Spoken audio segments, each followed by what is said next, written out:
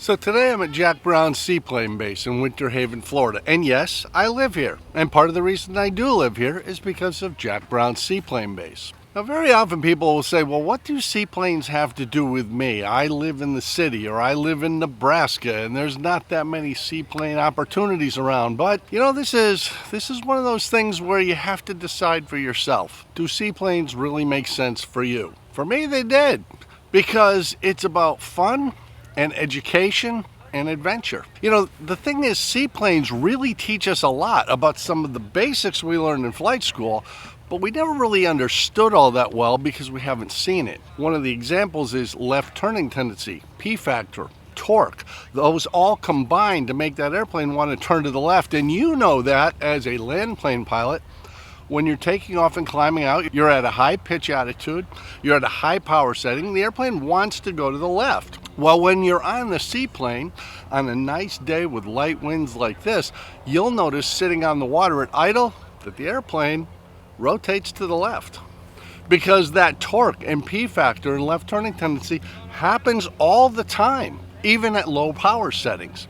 So we learned all sorts of things that we didn't plan to learn, but the seaplane forces us to see them in context and really cement those ideas and use them in a way that even for land planes, it helps us. Right now we have a fairly light wind. It's not a big deal, but in a seaplane, we're very attuned to the wind all the time because it's moving around all the time, and we have some issues with the seaplane we don't have with the land plane. One of them being, we never want to land downwind in a seaplane.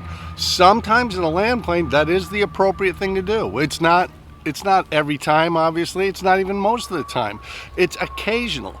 But in the seaplane, those floats have a hull speed. They're only going to go through the water so fast. So we're always going to land into the wind, because if we go downwind and we add 5 knots to our ground speed, that may exceed the hull speed of the floats and will invert. So we're always going to be watching the wind. Outside of that, even when we're just sitting on the water, taxiing, lazing along, just seeing the sights, looking at the shoreline, the airplane is always going to want to weather vane into the wind.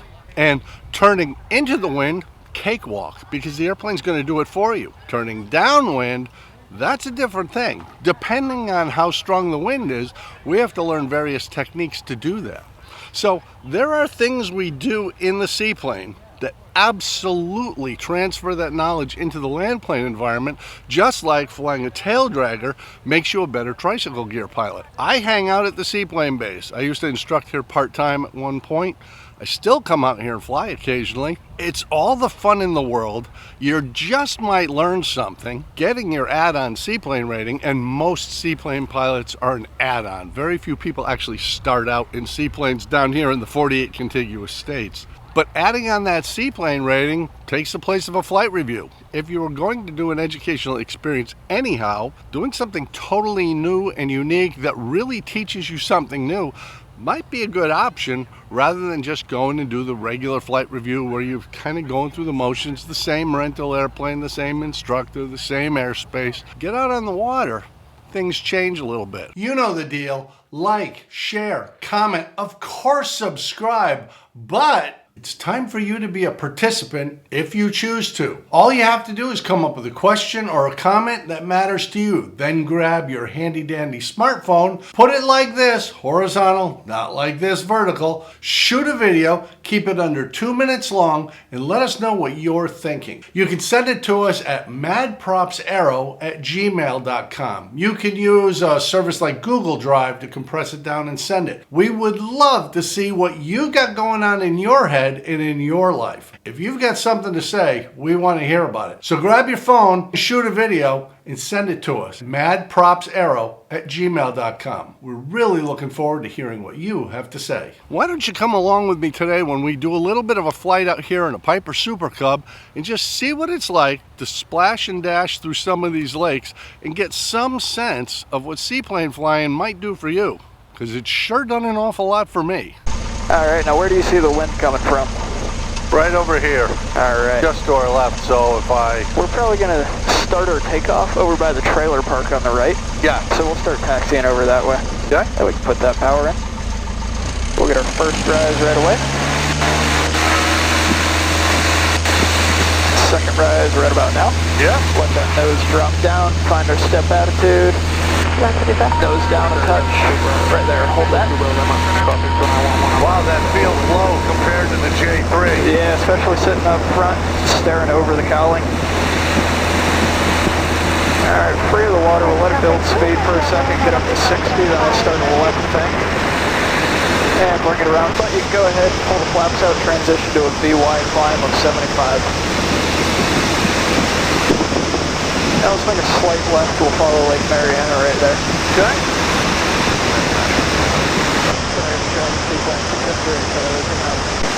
Yeah, we can join that right down one. So landing lane distance now is going to be plenty. We're looking for obstacles, and we've got a tower off our left and another tower that could be on the approach end if we extend out too far. Yep. Keep an eye out for those. Noise abatement, we'll try to give these houses some leeway. Give them a few hundred feet when we're on final. Right about here is going to be downwind. There's 65.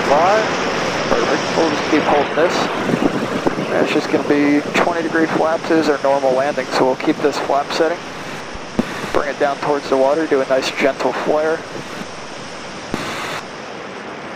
It's always the challenge not to flare high in a seaplane. It is. Right about here is where you want it. But not to flare low either. And this sight picture is so weird. Hold it off. Right there is beautiful. Just keep holding this picture. You're about a foot off the water.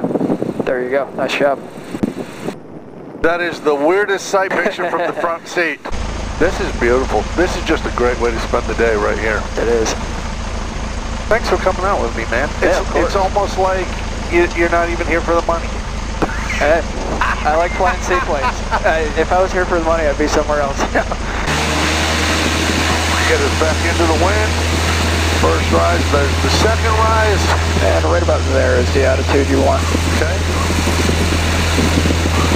And we're going to try and let this thing pull itself into the air, kind of like a soft field takeoff. Exactly. As soon as it does, we'll level up. There we go, free of the water. Let it build up speed. Taking advantage of ground effect there. And we'll climb on out. Let's make a left turn. We'll head to a new lake. My favorite approach. Yeah. I mean, it's just too cold to come in between the buildings. Yeah. I feel like we're a little bit fast right now. Upwind. Let's bring that nose up. Maybe keep just a smidge of power in. There you go. Bring that power up. Give me a slight left crosswind control, left aileron, right rudder. Not that much. Sorry. Right there.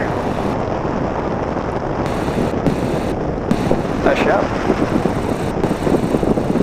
Before we get to the beach, we want to get ourselves ready to get out of this. 3 H's? 3 H's. Foxtrot turning left downwind, 05, 18. So I've got my harness off. I'm taking my headset off now. Going with you?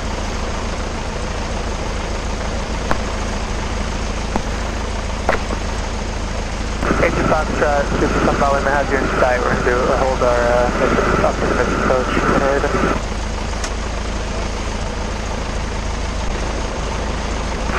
Traffic 27 Bravo Lima on the go, 518. This approach procedure will be going out to the north, Winter.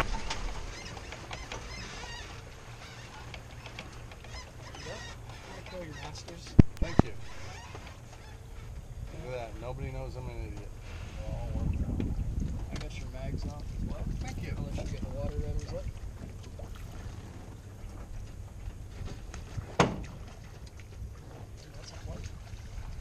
As I said in the video, I used to instruct part-time at Brown's Seaplane Base, and I was very familiar with seaplanes. Now I only fly seaplanes occasionally. So I was really lucky to have an instructor like Ryan along who's just calm and cool and really knowledgeable about the aircraft. Most of my seaplane time is in J3 Cubs. This is a PA18 SuperCub. They look very similar. They're entirely different airplanes. The PA18 has an electrical system. It has flaps. It has a whole lot more horsepower. It's just a bigger, heavier aircraft. And I sit in the front in the PA18. I used to sit in the back in the J3. So the sight picture is very different. I learned a long time ago that I learned something from everybody I fly with. And that was certainly true on this flight, flying a different airplane with a different instructor, even though I was in familiar territory. I'll bet that's going to be true for you too. Everybody you fly with, if you keep an open mind and an open ear, you learn something from them. So this year, as we get into the big flying season through the summer, into the fall, and even the winter, consider taking on a new challenge. Make the most out of your privilege to fly. You'll almost certainly learn something new and worthwhile, and you might even have some fun. So I'll see you next time, right back here on MadPropsAero, or out on the water, or maybe up there.